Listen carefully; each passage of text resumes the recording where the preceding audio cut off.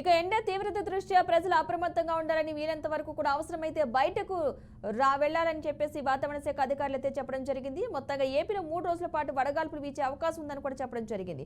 ఇదే అంశానికి సంబంధించిన పూర్తి సమాచారాన్ని మా ప్రతినిధి ఏడుకొండలు అందిస్తారు. ఏడుకొండలు వాతావరణానికి సంబంధించి అధికారులు ఇంకా ఎలాంటి హెచ్చరికలు జారీ చేస్తున్నారు? ఆంధ్రప్రదేశ్ పై బానుడి ప్రతాపం రోజు రోజుకు పెరుగుతుంది. ఇప్పటికే ఏదైతే ఏప్రిల్ వచ్చిన 4వ తారీఖు నాటికే బానుడి ఉగ్రరూపం అయితే కొనసాగుతున్న నేపథ్యంలో ప్రస్తుతానికి ఈ రోజు రాష్ట్ర వ్యాప్తంగా కూడా 130 మండలాల్లో వడగాల్పులు, అలాగే అటు మన్యం జిల్లాలో ఒక మండలంలో మాత్రం తీవ్ర వడగాల్పులు ఉంటాయని చెప్పేసి ఇప్పటికే ఆంధ్రప్రదేశ్ విపత్తుల నిర్వహణ శాఖ హెచ్చరికలు జారీ చేస్తూ ఉంది.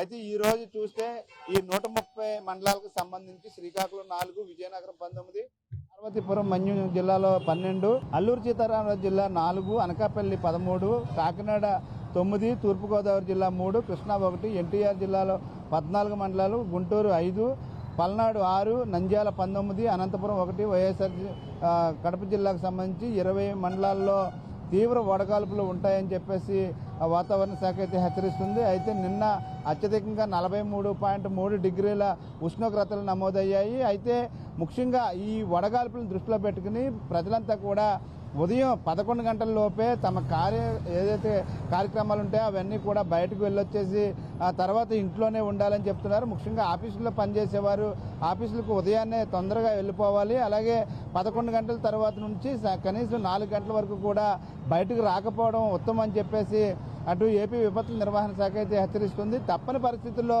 బయటకు వెళ్ళేటువంటి వారంతా కూడా తమ వెంట ఓఆర్ఎస్ ప్యాకెట్లు, అలాగే ఆ ఇంట్లో తయారు చేసుకున్నటువంటి మజ్జిగ, నిమ్మరసం వంటివి కూడా తీసుకువెళ్ళడం అని చెప్పేసి మంచిదని, అలాగే బయటకు వచ్చినప్పుడు ఏదైతే చల్లని పానీయాల కోసం ఈ యొక్క లిక్విడ్కి సంబంధించినటువంటి పానీయాలు ఏమీ తాగకుండా వీలైనంత వరకు కూడా కొబ్బరి నీరు సేవించడం మంచిది. అలాగే వేసవికాలం పుచ్చకాయలు లాంటివి తినడం కూడా మంచిదని చెప్పేసి చెప్తూ ఉన్నారు. అయితే ముఖ్యంగా వృద్ధులు అలాగే గర్భిణీలు కూడా ఎవరు కూడా ఉదయం 10 గంటల తర్వాత ఎవరు కూడా బయటకు రాకపోవడం ఉత్తమం అంటూ కూడా హెచ్చరిస్తున్నటువంటి పరిస్థితి. అయితే రాష్ట్ర వ్యాప్తంగా కూడా రోజు రోజుకు పెరుగుతున్నటువంటి ఎండ తీవ్రత ఒక పక్క అయితే ముఖ్యంగా ఇటు విజయవాడ నగరంలో ఏదైతే అటు వీస్తున్నటువంటి తేమగాళ్ళు, కృష్ణానది ఇసుక తెన్నెల నుంచి వస్తున్నటువంటి వేడిగాలులతోటి మరింత ఉక్కపోత అయితే కనిపిస్తూ ఉంది. దీంతో వృద్ధులు తీవ్ర ఇబ్బందులు పడుతున్నటువంటి పరిస్థితి. కొన్ని ఏదైతే నదీ పరివాహక ప్రాంతాల్లో ఇదే పరిస్థితి కొనసాగుతుంది.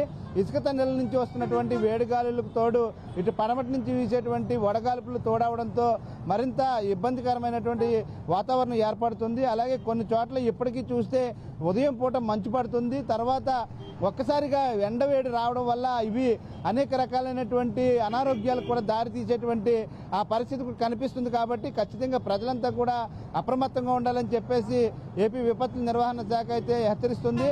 రాబోయేటువంటి మరొక 2-3 రోజుల్లో ఈ యొక్క వడగాల్పుల తీవ్రత మరింత పెరిగేటువంటి అవకాశం ఉంది. రేపు సుమారు 250 మండలాల్లో ఈ యొక్క వడగాల్పుల తీవ్రత ఉంటుందని చెప్పేసి, అలాగే రాను ఇంకా వడగాల్పుల తీవ్రత పెరిగేటువంటి అవకాశం ఉంది. కాబట్టి ఆయా ప్రాంత ప్రజలంతా కూడా తగు జాగ్రత్తలు తీసుకోవాలి. తప్పని పరిస్థితి అయితే తప్ప ఎవరు కూడా బయటకు రావద్దంటూ కూడా హెచ్చరిస్తున్నటువంటి పరిస్థితి కనిపిస్తుంది. Padma. Right, thank you Yedukondalu.